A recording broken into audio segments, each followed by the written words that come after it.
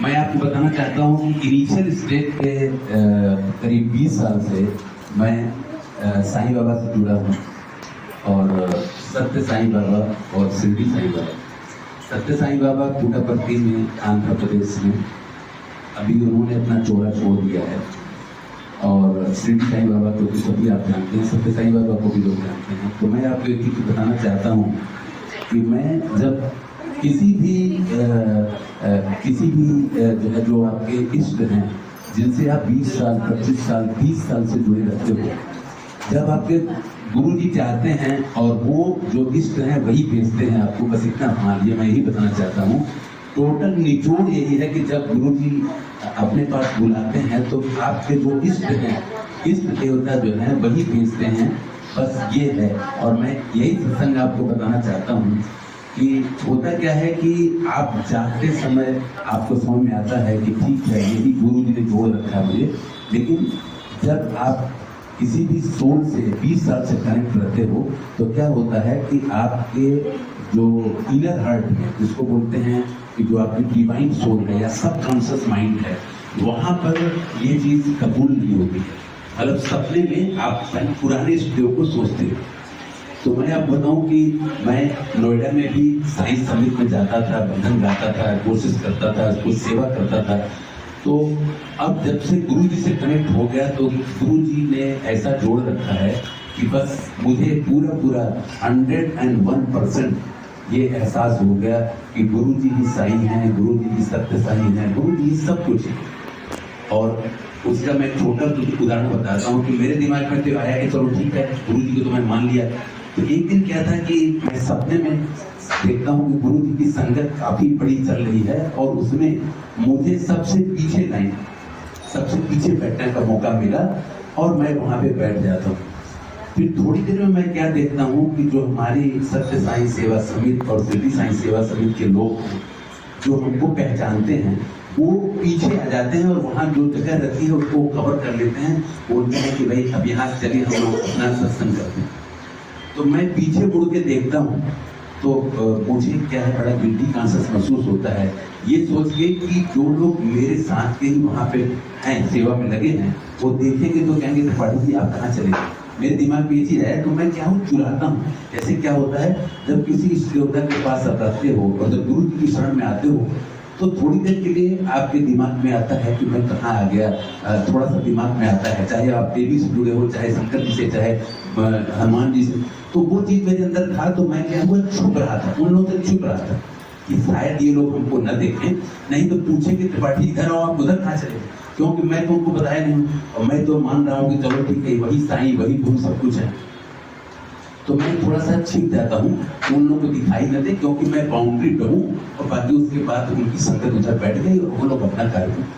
बस थोड़ी देर में मैं देखता क्या हूँ कि मेरे सामने जो भोग प्रसाद है, जो गुरु जी का मिलना है, उसमें उन लोगों के समिति वाले, क्योंकि उन लोगों का चेहरा उधर है, हम लोग इधर पीठ में बैठे हैं, लेकिन फिर भी वो ले आकर के हमारे पास खीर प्रसाद ले आके रखे, हमारे पास रखते हैं एक बगल में। और तो एक सज्जन हमारे बगल बोलते हैं कि अरे हम लोग तो गुरु जी वाले हैं भाई, आपका इधर से। तो मैं बोलता हूँ कि नहीं ठीक है मुझे मिल गया। तो मैं पीछे नहीं देखता हूँ, लेकिन मैं कहता हूँ देखिए मिल गया मुझे, अब मतलब वहाँ से प्रसाद आ गया। फिर क्या हुआ जब मेरी नींद खुल जाती है तो गुरु जी यही कहते हैं कि तुम मुंह चुराते हो, कि तुम सोचते हो तुम्हारे अंदर गिल्टी कॉन्शियस आता है, ये हो सकता है तुम्हारी अपनी सोच है, तुम्हारी अपनी सोल है, लेकिन पहले सोचो कि जब मेरे से कनेक्ट हो जाते हो तो वो प्रसाद, वो गुरु जिनके साथ आप जुड़े थे, उनका प्रसाद सबसे पहले आपको मिलता है। ये कंसेप्ट दिमाग में निकाल दीजिए, गुरु जी ही साईं हैं, गुरु जी सब कुछ है। आज मैं बताऊं कि जब मैं बैठा था यहाँ तो मेरे दिमाग में सिर्फ एक ही चीज आया, 2 भजन के बाद हमारे दिमाग में आया कि गुरु जी कोई ऐसा भजन सुना दे जिसमें साईं का नाम, कोई ऐसा भजन सुना दो जिसमें कि साईं का नाम आ जाए। फिर मेरे दिमाग में क्या होता है कि जब आप कोई चीज मन में आता है, आप बोलते हैं मन में आता है गुरु साईं का भी कुछ नाम तो आ जाए, आपके भजन में आ जाए। फिर होता है नहीं मैं गलत बोल रहा हूँ, गुरु जी का टेस्ट ले रहा हूँ क्या, अरे भाई ठीक है चल रहा चले, लेकिन मन है एक बार भागता है तो फिर मैं उसको भूल जाता हूँ। तो मैं आपको बताऊं कि 15-20 मिनट के बाद एक ऐसा सबक चला जिसमें आपने लोगों ने शायद ध्यान दिया होगा, तो आप देखिए उसमें एक है कि जिसमें वो बोलते हैं कि साईं संकट क्या, मतलब पूरा मैं नहीं बता पा रहा हूँ, मतलब वो सबक क्योंकि पंजाबी में था लेकिन उसमें क्लियर है साईं। तो गुरुजी कहते हैं लो, गुरुजी सीरियसली बोलते हैं कि अब सुन लो। उसके बाद एक दिन क्या था कि इसी तरह से मैं बड़े मंदिर में गया तो वहाँ पर मैं जब लाइन में लगा हुआ था तो मैं एक संगत का सुना था सत्संग। तो उन्होंने बोला था कि देखिए गुरुजी को मानिए, गुरु से कुछ मांगिए मत, गुरुजी सब जानते हैं, आप केवल। तो मैंने रास्ते में सिर्फ 15-20 मिनट तक जब मैं लाइन में लगा था केवल ओम नमः शिवाय चल रहा था और मैं गुरुजी को बस यही बोल रहा था, गुरुजी आप कनेक्ट रहोगे तो सब दुख दर्द सब अपने आप हट जाएगा, बस आप साथ में छोड़ो, आप रहो, मैं सिर्फ आपको मांग रहा हूँ। यही मेरे दिमाग में चलता रहा और यही मैं हर जगह बोलता रहा। गुरु जी की समाधि थी और जो भी था, जैसे ही मैं अंदर मंदिर में, वहाँ तो लाइन लग जाती, जैसे ही गुरु जी का जो मंदिर है मेन मंदिर, जैसे ही उसमें कदम रखता हूँ वो जो कैसेट चलता रहता है वो उसी में चेंज होता है और चेंज होकर क्या आता है, साथ मेरे अगर हो तो सब कुछ है, मतलब मेरे साथ रहो। मतलब देखिए इसको कहते हैं, गुरु जी कहते हैं कि मैं प्रैक्टिकल करता हूँ, कोई इंसिडेंस नहीं होता। तुम सोचोगे उसी पे चल गए और मैं पूरा दर्शन करता रहा, वो चलता रहा। और जब मैं गया लंगर खा लिया तब तक चलता है, थोड़ी देर में निकलने के बाद फिर ओम नमः शिवाय। तो गुरु जी क्या है कि जैसे क्या होता है कि रामायण तो रामचरितमानस तो एक ही लिखा गया, यहाँ हर आदमी एक रामायण लिख सकता है, गुरु जी के बारे में हर एक व्यक्ति रामायण लिख सकता है, ये है हमारे गुरु जी। दूसरा, एक दिन मैं गया तो मेरे एक दोस्त जो है सीनियर सिटीजन मेरे से बार बार बोल रहे थे, भाई ऐसा है कार्यक्रम जो काउंटी में है, ये कृष्ण भगवान का जन्माष्टमी, आप आइए, आप लोग आइए। तो मैंने अपनी आंटी बोला कि सत्संग है वो महागुण मायूस है, नहीं महागुण मॉडर्ना में सत्संग। तो हमने कहा कि वहाँ पे चलते हैं, तो बोली यही अपने कॉलोनी में ही है, चलिए यहाँ कृष्ण भगवान का। हमने कहा गुरु जी कृष्ण है, भगवान है, सब कुछ है, बस वहीं चलना है, चलो वहीं वो भी मिल जाएंगे। तो मैं आया, उनको लेकर के मैं बैठा और उसके बाद सत्संग चल गया, सब शब्द और ये सब चल रहे थे। तो मैं बस गुरु से प्रार्थना की, गुरु जी एक बार नाम कृष्ण का आ जाए, बस आपके सत्संग में आना चाहिए, क्योंकि मैं चाह रहा हूँ कि आ जाए तो अच्छा है। जैसे ही मैं कहा, जो अंतिम लास्ट वन जो मतलब भजन चला वो यही चला कि गोपाल तो मेरा यार है, मतलब एक भजन आता है, गोपाल मेरा यार है। मैंने कहा जय गुरु, आपके मन में जो भी विचार आता है वो अपने आप गुरु जी पूरा कर देते हैं। इसीलिए कहते हैं सत्संग सुनना और सत्संग सुनाना दोनों ही। अभी आजकल जो मुझे कभी कभी लगता है जैसे तुरंत खत्म हुआ गुरु जी की आरती, उसके बाद इतना वो हल्ला होता है, लोग चाय लो, नाश्ता करो, ये करो, सत्संग पे जोर कम देते हैं, जबकि गुरु जी बार बार बोलते थे कि, और मेरा तो सोचना यह है कि थोड़ी देर के लिए संगत को बैठना चाहिए, लोग रुके, 10 मिनट बाद भले प्रसाद मिले, लेकिन सत्संग होना जरूरी है।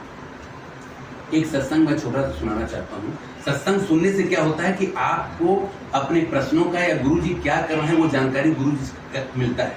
चाहे वो आप सत्संग यहाँ पे सुने और चाहे कहीं भी आप जो है जैसे यूट्यूब पे जो सत्संग आते हैं आप वो भी सुन सकते हैं।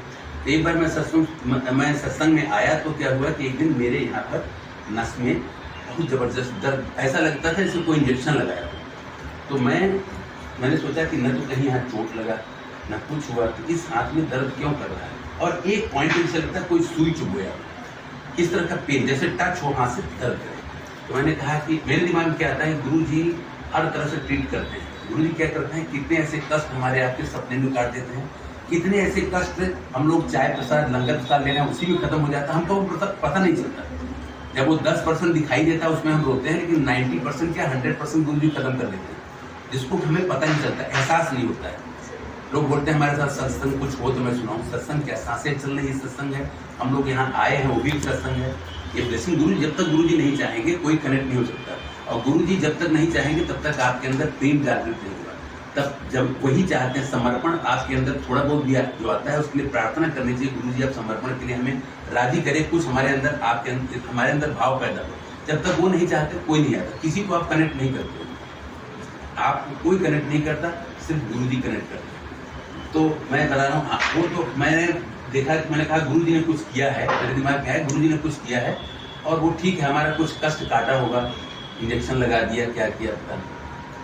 2 दिन के बाद मैं सत्संग एक सुन रहा था आंटी का, तो आंटी बोली, वो आंटी उसमें थी जब फिजिकल बॉडी में गुरुजी थे, तो वहाँ बोली कि मैं जाती थी, तो गुरुजी ने क्या किया कि उनके हाथ में टच किया, और टच करने के बाद तो फिर दोबारा आती थी तो वो दर्द करता था।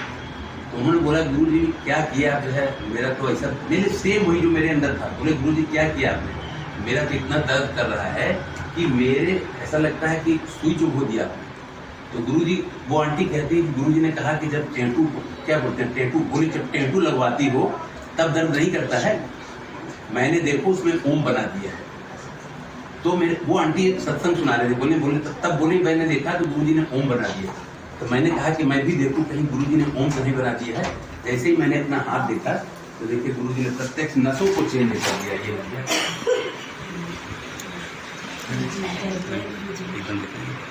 अरे वाह, जय गुरुजी, शुक्राना गुरुजी। देखिए जनरली क्या होता है, हाथों का जो नसें होती है सेम रहती है, लेकिन इस हाथ में आप देखिए पूरा जो है ऐसे ओम बना, हाँ ओम बना दिया परमानेंट। और वो कैसे पता चला, वो सत्संग, मतलब मुझे यहाँ पर चुभता था, दर्द होता था, तो मैंने कहा गुरुजी आपके सत्संग में गए, कभी कहीं चोट नहीं लगा, कुछ नहीं हुआ, फिर भी दर्द कर रहा है, तो आपने कुछ ब्लेसिंग दिया, कुछ किया होगा, मेरा कष्ट कटा होगा।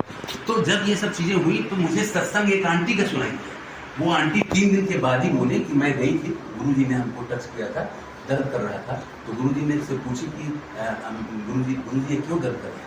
तो गुरुजी ने बल्कि हंसी किया, बोला जब टेटू लगवाती हो तब दर्द करता, तब नहीं तुम्हें तकलीफ होती, देखो मैंने ओम बना दिया है। तब मेरे दिमाग में आया कहीं ओम तो नहीं है, तब देखिए एकदम क्लियर कर दिया, ये हमारी शांति। तो ये है गुरुजी हमारे गुरुजी। बस गुरुजी बस सोचिए किस तरह से गुरुजी कितना ब्लेस कर रहे हैं हम लोग को, जो हम लोग के कष्ट करते हैं। हम लोग का जो सोल है ना, जब हम लोग यहाँ आते हैं तो सोल की सफाई होती है। हम लोग अपने फिजिकल बॉडी को, ये शरीर भौतिक शरीर है ना, उसको सफाई करते हैं। मन की सफाई, मन को जाते हैं यहाँ घूमना वहाँ टहलना, लेकिन ये सोल इनर जो है, अंदर जो सोल है उसकी सफाई कौन करेगा, उसकी सफाई हमारे गुरुजी करते हैं। जितनी बार हम आते हैं, और ये जैसे बैटरी चार्ज कह लीजिए ना, वैसे ही है। हम जाते हैं, फिर अभी जाएंगे, फिर दुनियादारी में लग जाएंगे। तो यही है कि जब आप बार बार सत्संग में आते हैं, ये मेडिटेशन करते हैं, जब आप मेडिटेट करते हैं तो क्या होता है कि आप क्या सोल जो है उसको खुराक मिलती है, और उसके बाद जब सोल को खुराक मिलती है तो उससे बढ़ के मिलती है।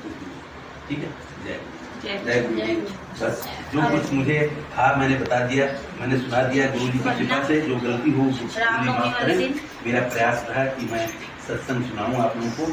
बहुत बहुत आप लोगों को भी धन्यवाद। गुरु जी को पहले धन्यवाद कि उन्होंने जो है मुझे सत्संग सुनाने का मौका दिया। ऐसे ही कृपा करते हैं सब संगत से, और ऐसे ही सत्संग में हम लोग शामिल हैं।